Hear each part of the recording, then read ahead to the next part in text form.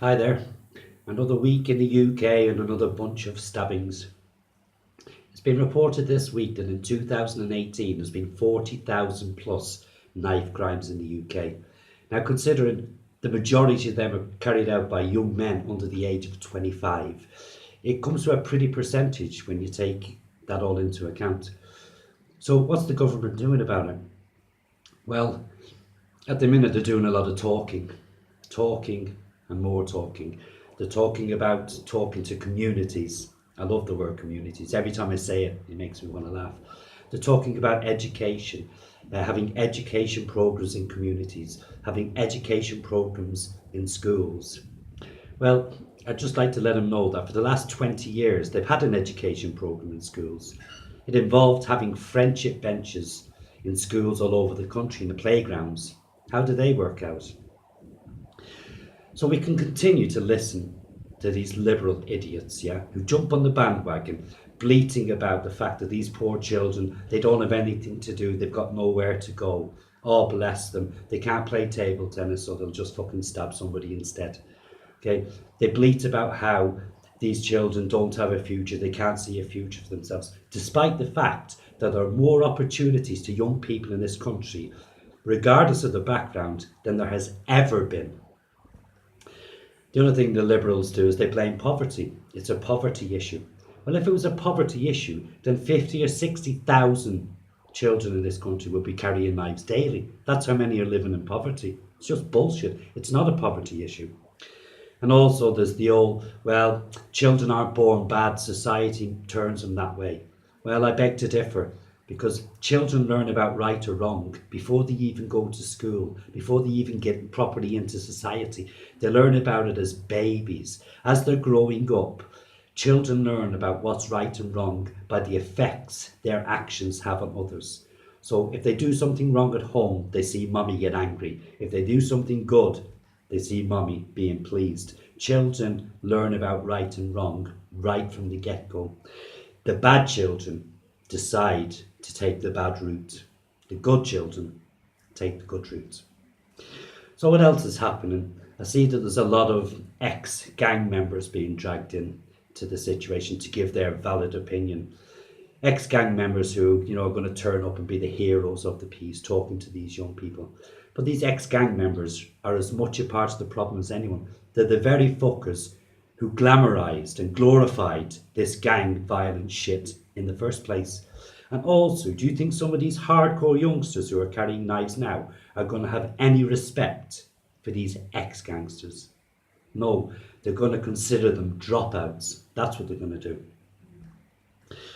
So we can carry on listening to apologists, yeah, who are very much part of the problem because of their soft approach to discipline and sentencing, and because of their clamour for rehabilitation over retribution.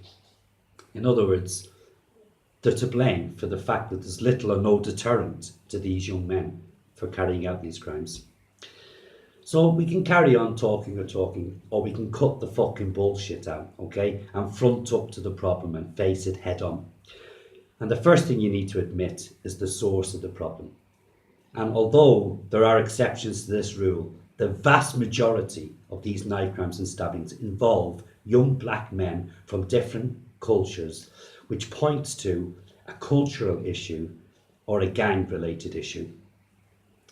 So when I was growing up in Dublin, I was 16 or 17, I hung around with a group of guys. We could be considered a gang, but I would call us a non-violent gang.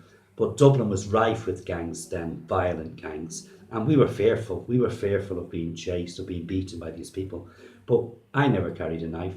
None of my mates ever carried a knife. Why not? Because we were terrified of what would happen if we got caught by the police. And even more than that, we were terrified of what would happen if our fathers found out. We were more terrified of our fathers finding out than of being caught out in the open by a violent gang. But that's not the case any longer, because thanks to the liberals and the apologists, they've just begun to completely erode the archetypical family unit with a father as a disciplinarian. And they've rid the UK of child discipline, both at homes and at school. Now, the hippies and the free thinkers and the peace out people from the 60s and 70s became the school teachers of the 90s and the noughties. And the school teachers who followed them followed their lead too.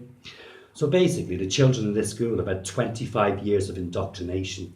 25 years of being told that nobody can touch them. The police can't touch you. Your parents can't even touch you or slap you. You can do what you want. You cannot be touched. And you're the future. You know all about the internet. You know all about global warming. Your parents are all dinosaurs who live in the past. They don't know nothing. You know everything. So basically, this indoctrination has gone to the point where it's completely eroded the young people's respect for their parents and for authority. So anyway, what's the solution to this problem? For a start, may I suggest that we take a closer look at rap music, okay? Your drill rap and your gangster rap, and maybe with the intention of banning it. Because if I was to make a rap song glorifying the murder of women or the murder of Muslims, I'd be arrested for hate speech and locked up. Yet rap artists can bang on about one black guy stabbing another black guy and one black guy, shooting another guy and drive-by shootings. It can all be glorified in music, listened to by young minds, and nobody calls for it to be banned. Nobody calls for it as hate speech.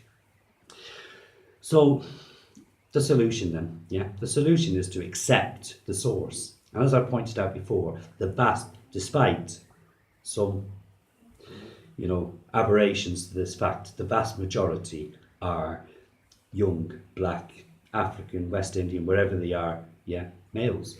So target the source, okay? Target the source with an almighty, massive stop and search.